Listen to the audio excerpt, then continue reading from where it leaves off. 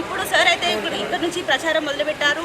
వారిని అడిగి తెలుసుకుందాం, వారి మాటల్లోనే వారిని అడిగి తెలుసుకుందాం. ప్రచారం ఎలా కొనసాగబోతుంది, వారి గెలుపుకి ఇది మొదటి అడుగా అని వారిని అడిగి తెలుసుకుందాం. చెప్పండి సార్, ఎలా ఉంది ఇప్పుడు? ఎలా మీది ఈ ప్రచారం అనేది మీ మొదటి అడుగు అని అనుకోవచ్చా? మేము ఆల్రెడీ అమ్మ నేను చార్మినార్ భాగ్యలక్ష్మి అమ్మవారిని దర్శించుకొని నా ప్రచారం మొదలుపెట్టిన గత 15 రోజులు అయింది.